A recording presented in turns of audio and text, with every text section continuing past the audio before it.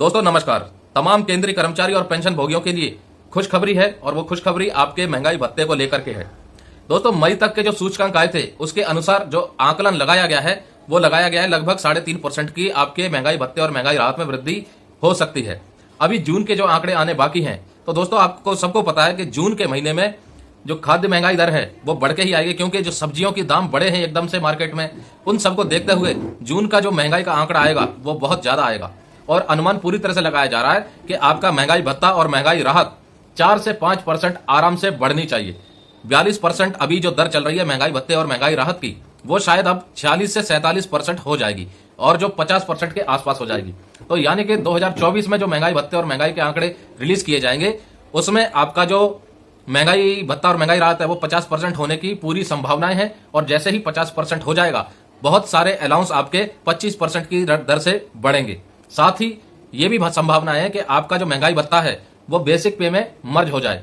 ऐसा होता है तो कई लोगों को इसका बहुत बेनिफिट मिलेगा, क्योंकि बेसिक पे अगर बढ़ेगी तो आपको राहत ज्यादा मिलेगी, आपको बेनिफिट ज्यादा होगा। क्योंकि बेसिक पे के आधार पर आपकी बहुत सी कैलकुलेशनें निकलती हैं, जैसे कम्यूटेशन, ग्रेचुटी, लीव इनकैशमेंट, आपकी पेंशन। और पेंशनर है तो फिर उनका अगर महंगाई भत्ता बेसिक पे में मर्ज होगा तो नई बेसिक पे बनेगी और जब जब डीए डिक्लेयर होगा तब उस बेसिक पेंशन के हिसाब से आपको महंगाई भत्ता का पैसा बनेगा। वहीं दूसरी तरफ दोस्तों हम नोशनल इंक्रीमेंट की बात करें तो कई मंत्रालयों ने, रेलवे मंत्रालय ने और रक्षा मंत्रालय ने अपनी अपनी चिट्ठियां भेजी हैं department of personal and training को और उनसे पूछा है कि जो सुप्रीम कोर्ट ने जजमेंट दिया है नोशनल इंक्रीमेंट के ऊपर के जो पेंशनर 30 जून और 31 दिसंबर को रिटायर हुए हैं, क्या उनको भी नोशनल इंक्रीमेंट का बेनिफिट देना चाहिए और क्या कंसीडर किया जा रहा है, क्या एक्शन लिए जा रहे हैं, वो मंत्रालयों को बताएं ताकि मंत्रालय उसको इंप्लीमेंट करें। Department of personal and training अभी जो नोडल एजेंसी है इस मुद्दे पर, नोशनल इंक्रीमेंट के मुद्दे पर, उन्होंने अभी तक अपना ऑफिस मेमोरेंडम जारी नहीं किया है। हो सकता है वो सुप्रीम कोर्ट के नोशनल इंक्रीमेंट वाले जजमेंट को ध्यान में रखते हुए फाइनेंस मिनिस्ट्री से कंसल्ट कर रहे हों कि जो पिटिशनर है उनको तो चलो उनका हक मिल गया, लेकिन जो नॉन पिटिशनर है यानी जिन्होंने कोर्ट केस नहीं किए हैं उनको नोशनल इंक्रीमेंट का बेनिफिट कैसे दिया जाए, दिया भी जाए या नहीं दिया जाए। वैसे तो सुप्रीम कोर्ट का जो जजमेंट है उसको आधार मान करके सभी पेंशनर्स जो भी जिन्होंने कोर्ट केस किया था या जिन्होंने नहीं किया था उन सबको पेंशनरी बेनिफिट नोशनल इंक्रीमेंट का देना चाहिए, क्योंकि उन्होंने अपनी पूरी 1 साल की सेवा की है और उस 1 साल की सेवा का फल उनको मिलना चाहिए।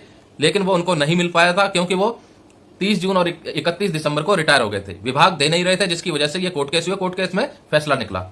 अब मुद्दा यहां अटका है कि क्या नॉन पिटिशनर को भी देना चाहिए या नहीं देना चाहिए। उसके लिए कई मंत्रालयों ने department of personal and training को चिट्ठी लिखी है, उसमें पूछा है कि क्या रेमेडियल मेजर्स हमको लेने चाहिए। तो अभी तक department of personal and training की तरफ से वो चिट्ठी नहीं आई है जिसमें ये आदेश हो कि ये नोशनल इंक्रीमेंट का पेंशनरी बेनिफिट सभी पेंशनरों को दिया जाना चाहिए जो इसके लिए एलिजिबल है। तो ये 2-3 बड़ी खबर थी और अंत में दोस्तों जय हिंद, जय भारत।